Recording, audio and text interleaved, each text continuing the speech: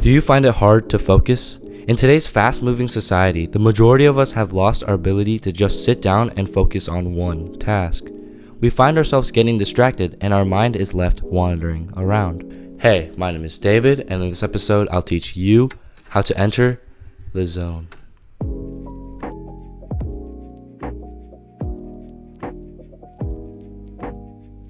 As a chart is being shown on the screen now, you have to understand that there has to be a level of engagement. If the task is too easy, it will be boring, and if it's too hard, it will be frustrating. The level of engagement you put in is going to be the first step to setting foot in the zone. The zone is a phenomenal and special place. One cannot just describe it to another person. It is something that must be experienced, not discussed about. If you're an athlete, you know exactly what I'm talking about. When you are one with the sport in which you are playing, when the basics becomes just another routine during practice. In the zone, you stop thinking, your body moves freely and you feel light. The best part is, you don't even know you're in it. This state can be achieved in pretty much all tasks, like chores, studying, schoolwork, and even talking with God.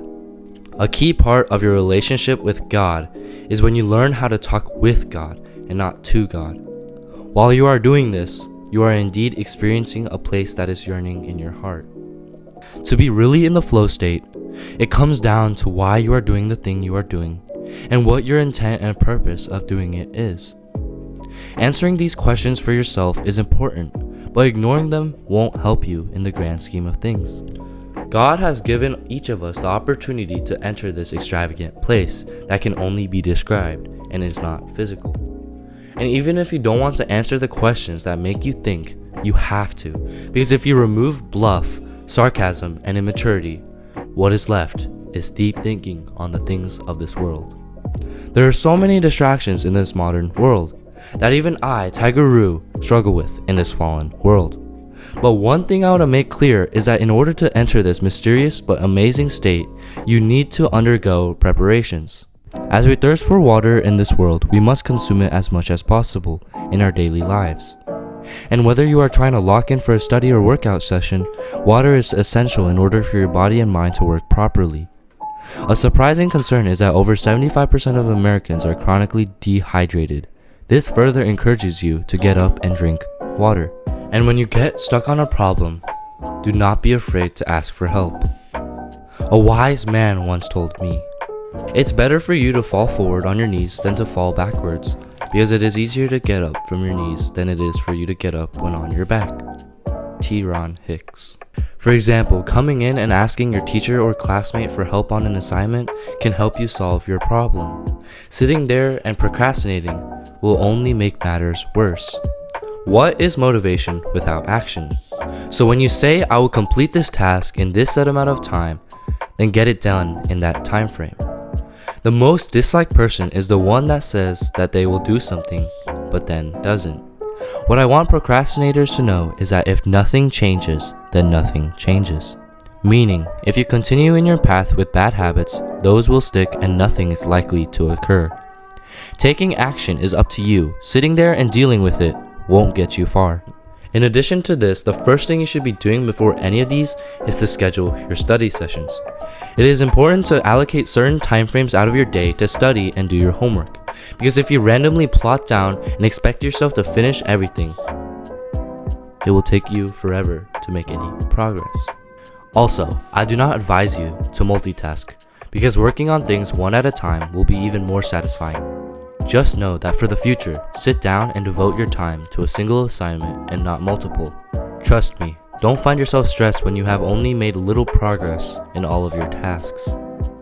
Your preparation to enter flow state is crucial because it is the prerequisites that allows you to set foot in it. Proverbs 21:5. The plans of the diligent lead to profit as surely as haste leads to poverty. So if I want to become diligent, how do I create a plan to get rid of distractions for good? Proverbs 3:6. In all your ways submit to him, and he will make your paths straight. Removing distractions such as our phone, unpleasant noises, and other people are especially important when you are trying to study and get work done. Silence is good if your environment is actually quiet, but if not, put on some background, aesthetic, and lo-fi music and immerse yourself in the work that is being done. Like right now, scripting this video has been a struggle, since school has been so busy lately, as the new semester starts and I'm already having to think about the classes I'm going to do next year. A lot of stress has been building up in my heart and mind. Remember to know the difference between discipline and motivation, and if you don't, I highly advise you to watch this video. Moving on. I know that life can be stressful and get extremely difficult at times, but I want you to first take a deep breath and always remember that others are there for you, whether that person be a family member, friend, or even God. More importantly, remember that God put you on this world for a reason, and that these challenges He's throwing at you are things that He knows you can overcome. In this ever-changing society, you know who isn't changing?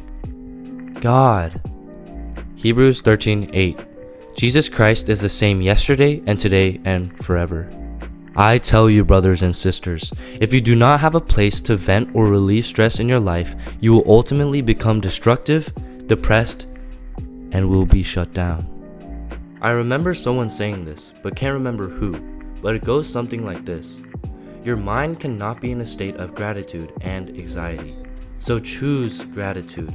Fill your mind with everything you are grateful, and if you can't think of anything, start with the fact that you are living and breathing at this very moment. Stress is inevitably just that, the things you can't control. Stress is another distraction that will not enable you to enter the zone.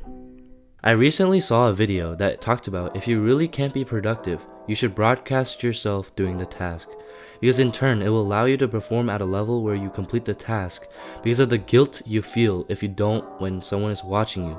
So basically, what you can do is record yourself studying or FaceTime friends that will hold you accountable to finish your work.